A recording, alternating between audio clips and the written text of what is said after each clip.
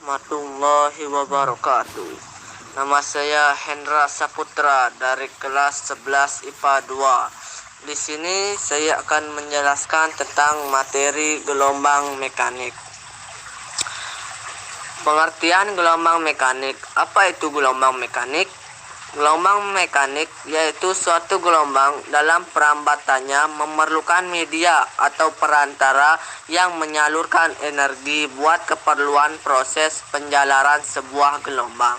Contoh gelombang mekanik. Salah satu contoh dari gelombang mekanik adalah suara.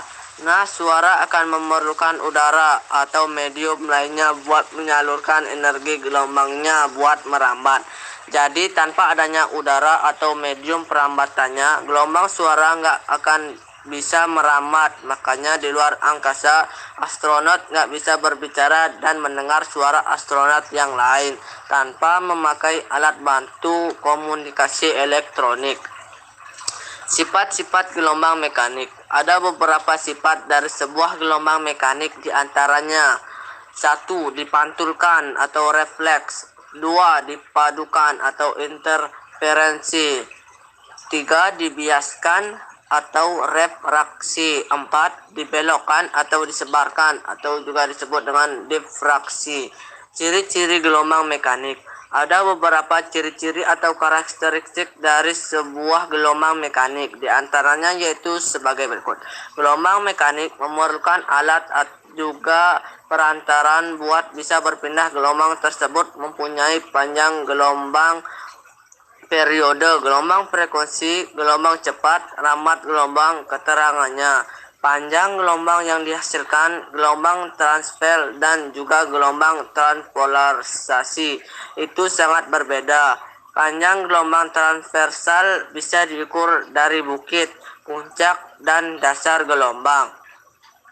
Keterangannya, panjang gelombang yang dihasilkan, gelombang transversal dan juga gelombang transpolarisasi itu sangat berbeda. Panjang gelombang transversal bisa diukur dari bukit, puncak, dan dasar gelombang.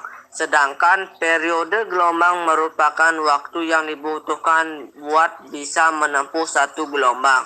Kalau frekuensi gelombang merupakan jumlah gelombang yang dihasilkan setiap detik, dan cepat rambat gelombang merupakan suatu jarak yang ditempuh oleh gelombang penuh setiap detik. Jenis-jenis gelombang mekanik. Jenis-jenis gelombang mekanik berdasarkan arah rambat dan juga arah getarnya. Gelombang mekanik ini terbagi menjadi dua jenis, yaitu 1. Gelombang transversal merupakan suatu jenis gelombang yang arah rambatnya tegak lurus dan arah getarnya, contohnya gelombang pada tali, gelombang cahaya, gelombang permukaan air, gelombang geser, dan lain sebagainya. Ini contoh foto gelombang sebelahnya.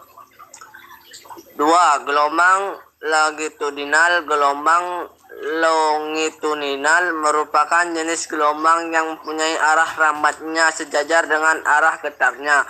Contohnya gelombang pada selingki, gelombang bunyi di udara, gelombang pada pegas, dan lain sebagainya. Difraksi dan contoh difraksi gelombang mekanik. Ini contoh gambarnya seperti gambar di samping. Difraksi dan contoh difraksi gelombang makan. Difraksi merupakan lenturan yang disebabkan oleh penghalang berupa celah-celah sempit. Kalau celah berukuran lebar, maka difraksi nggak jelas kelihatan. Tapi kalau celah dipersempit, maka difraksi akan tampak jelas. Celah bertindak sebagai sumber gelombangnya yang berupa titik muka gelombang yang melalui celah dipancarkan berbentuk lingkaran dan celah tersebut sebagai pusatnya. Contoh dari difraksi gelombang mekanik tersebut adalah gelombang bunyi sangat mudah mengalami difraksi karena gelombang bunyi di udara mempunyai panjang gelombang dalam rentan cm sampai beberapa meter.